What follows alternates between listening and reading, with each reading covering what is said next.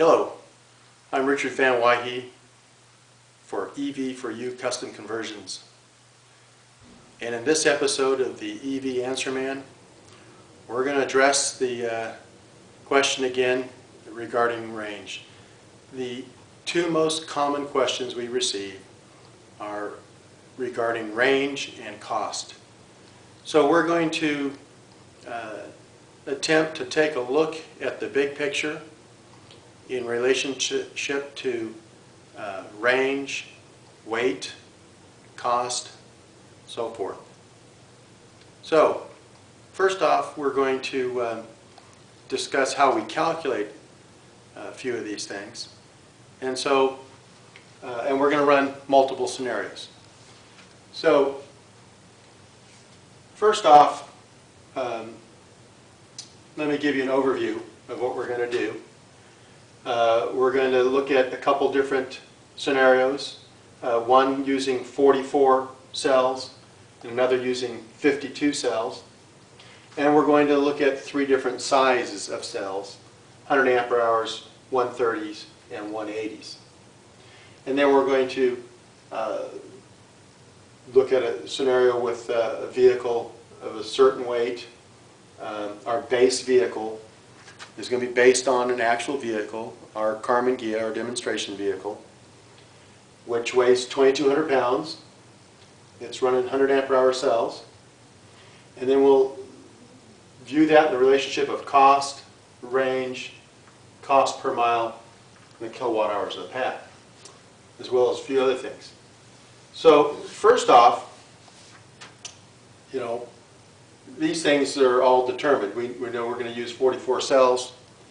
The reason we use 44 cells is that gives us 145 volts nominal. That's figuring 3.3 volts per cell. In actuality, the measured voltage of our packs, we do a lot of this particular pack, is 146 volts nominal. And we charge them to a maximum of 3.5 volts per cell, which gives us a maximum of 154 volts. So our entire package system is based around those figures. So the DC to DC converter, the controllers, everything is based on a maximum voltage of 154 volts and a nominal of 145. And we're also going to look at using 52 cells. We'll use the same size cells, but we're just going to add the number to the number of cells, which will up our nominal voltage to 172 volts with a maximum of 182 volts. So that's where we determine the number of cells. This is a system that's compatible with the NetGain Impulse 9 motor, as is this. This is compatible with the Curtis 1231C controller.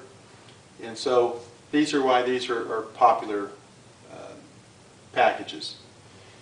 So 100 ampere hour cells, 130/180s, that of course is basically what's available from the manufacturers. So that part's dictated for us. The vehicle weight, that's going to be by choice. The vehicle that you choose is going to have a great effect on these things, and that's what we're going to demonstrate here.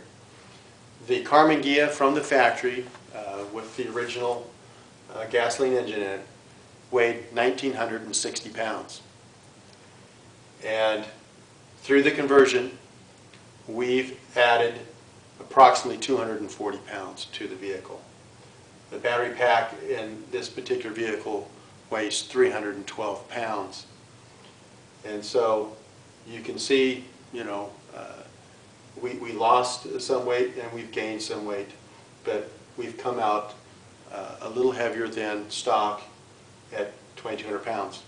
But because we moved the weight center forward between the axles, we have a car that actually handles better and has a nicer ride than it did originally. So And of course, the cost is going to be dictated by the manufacturer, so we don't have any control over that.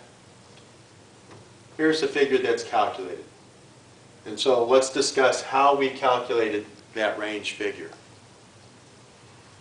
So over here, this is the best formula that I've come up with for determining range. And in practice, we have found this to be just dead on accurate.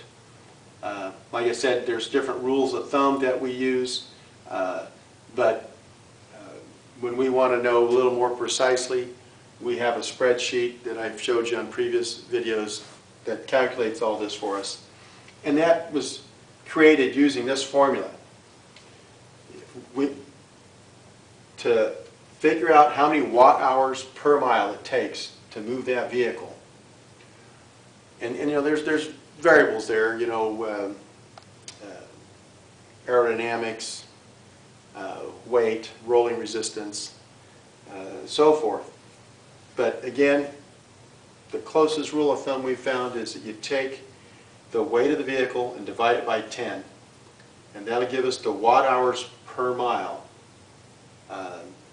to move that vehicle.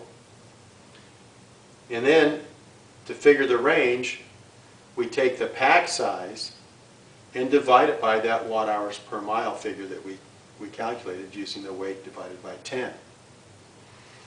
And then, in order to protect the batteries, we have this what we call safe range. That's not safe for you so that you make it home. It's safe for the battery so you don't ruin this investment, which you can see can get a little expensive. And the safe range is 80% of the maximum range because we never want to deplete those cells greater than 80% depth of discharge. So the example using the Karmann Ghia, 2,200 pound car divided by 10 gives us 220 watt hours per mile. So the pack size, which we're going to use for figuring our range here, we're going to take the pack size divided by the watt hours per mile. To figure the pack size, we take the size of the cells, the 100 ampere hour cells, times the voltage, 146 volts, gives us a 14.6 kilowatt hour pack. And so to figure the range, we're going to take the pack size, which is our 14,600 watt hours, and divide by the 220 watt hours per mile that that vehicle uses. And that's going to give us a maximum range of 66 miles. And 80% of that is 52.8 miles. So you can see we've put up 53 miles here. So let's walk through these different scenarios. We've explained how we get the figures. So this is a common package that we do. The 44 cells gives us that 145 volt nominal, which works well with all of our auxiliary components. It keeps the vehicle light, which I prefer. I like a lightweight car. It makes them agile and fun to drive, and yet gives us enough mileage to accommodate most people. 80% of Americans drive less than 40 miles a day. And at a safe range of 53 miles, we've done that plus margin. So we have taken some figures off of the internet to figure this, and for this example I've done here, these costs and weights are based on the CALB, the China Aviation Lithium Battery Company CA series cells. And so the 100 ampere hour cell, currently on the internet, you can purchase them at $138 a piece, and they weigh 7.5 pounds. And so those are the figures we use to derive some of these results. The 130 ampere hour cells are $176 and 9.7 pounds. The 180s are $248 and 12.6 pounds. So that's what we've used to derive this. So now you have the big picture of how we've come to calculate this. So 4,400 ampere hour cells in our 2,200 pound car, those cells cost, and we're just talking about the pack cost here, the cost of the lithium cells, is $6,072. And we just told you how we calculated the range. And so if we take that range, to, and divide the cost divided by the range, we get $114.60 per mile. That's the cost per mile of range based on that pack and that weight of vehicle.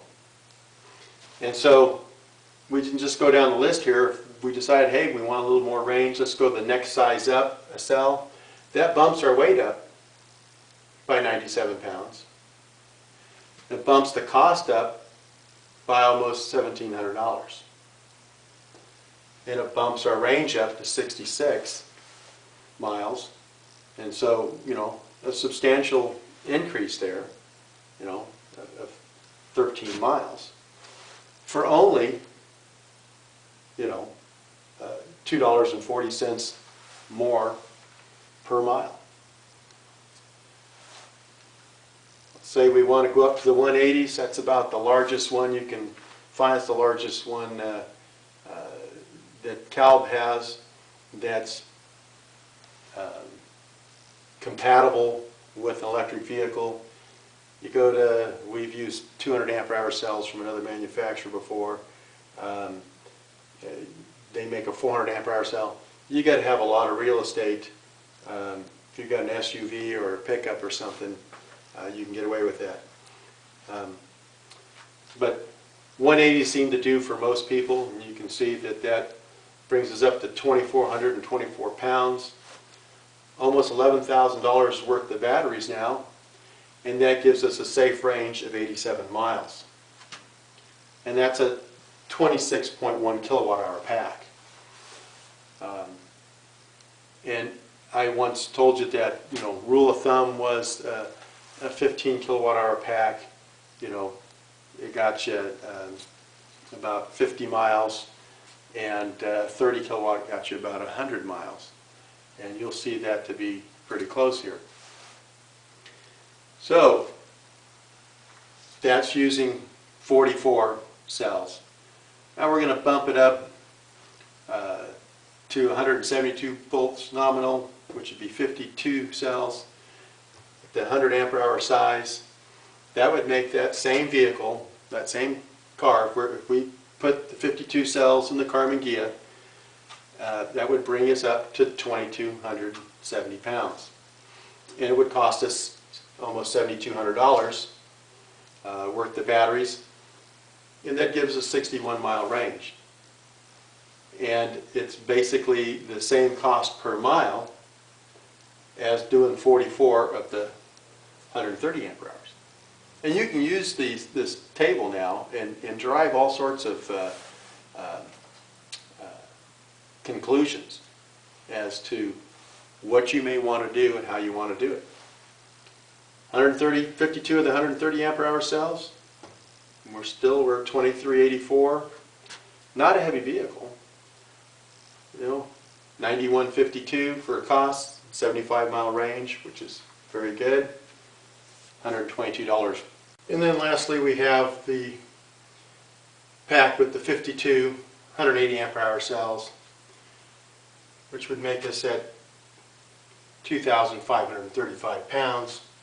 Brings us up to almost $13,000 for the battery cost, and gives us kind of that coveted 100 mile range. That puts us at 98 miles safe range at $132 per mile. So you can see that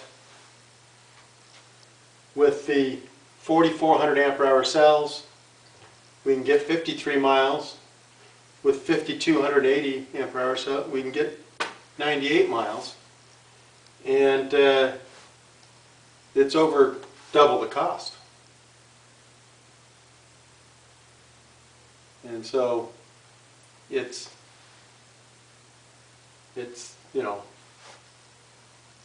interesting to look at things this way and say, hey, what's going to work for me, and what do I want out of this conversion? What does my budget tolerate? So forth. So we've given you this basic picture now.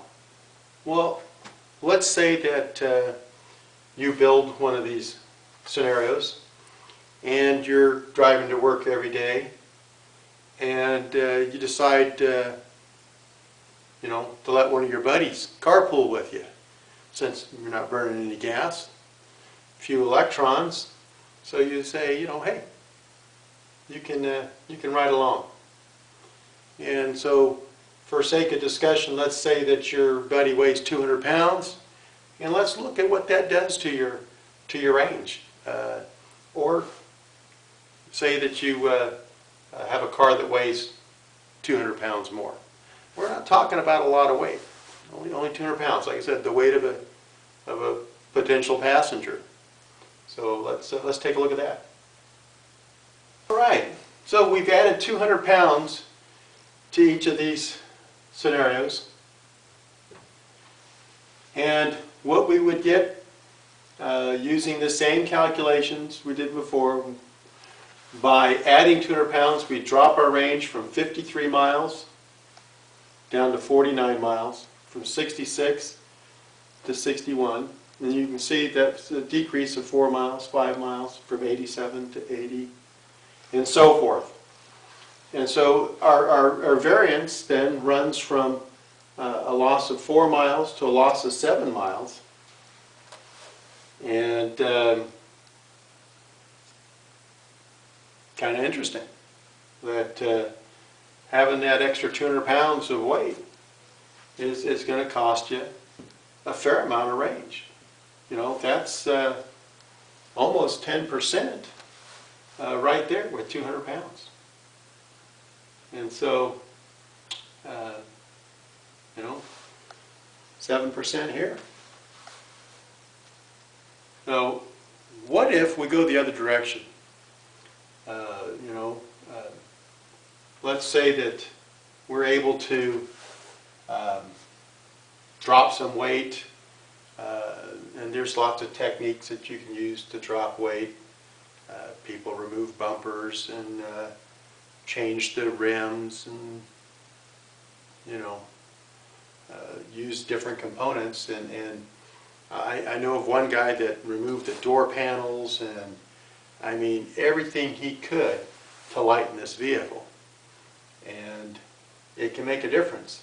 So let's take a look at what shedding 200 pounds off of this starting point will do. And so we'll have a 2,000 pound car instead of a 2,200 pound car. What does that do to our range? Okay, we saw what adding 200 pounds cost us 4 miles. By subtracting 200 pounds from the original starting point, we gain 5 miles. And you can see that the gain is greater than the loss at that 2,000 or the 2,200 pound starting point. So it's kind of interesting in my mind to be able to see the big picture. You can run all sorts of scenarios and give you an idea of what reality will be once you convert your vehicle. And so we get questions all the time, well, can I do a Suburban? Can I do a 57 Chevy? Yes, you can do that. But when you do something like that, it's going to have a drastic effect on your range and on your cost. We're talking about a relatively light car. Here's one with 52 180 ampere hour cells, and we're at a vehicle weight of 2,535 pounds. That's a light vehicle. That's starting with a 1,960 pound vehicle and adding 52 cells that weigh, what I say, 12.6 pounds apiece. And so that's probably not real accurate. I mean, when you add more cells, your containment fixture is going to be larger, and so, you know, it would go up a little bit more than that. But we were trying to show you the trend, show you how we calculate these things and what the final scenario would look like.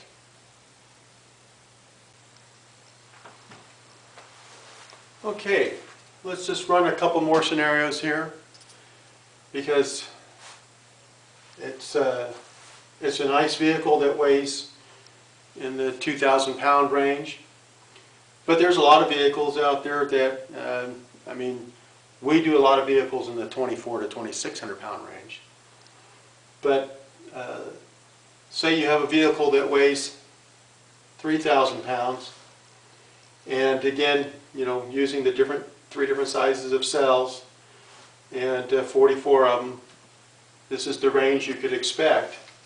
And so now we're down to 39 miles, which should work for 80% of Americans, and up to 70 miles with the 180 ampere-hour cells.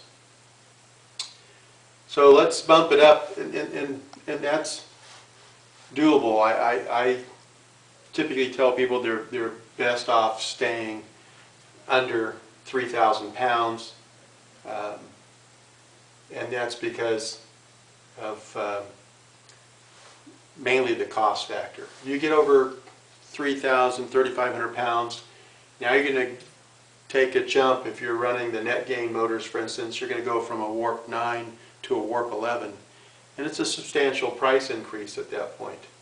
You're also going to want to go to a larger controller, and so everything jumps up, and 39 miles may not be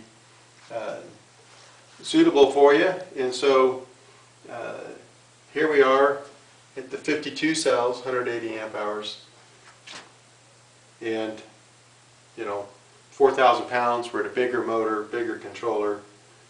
We're at $12,896 just for the batteries.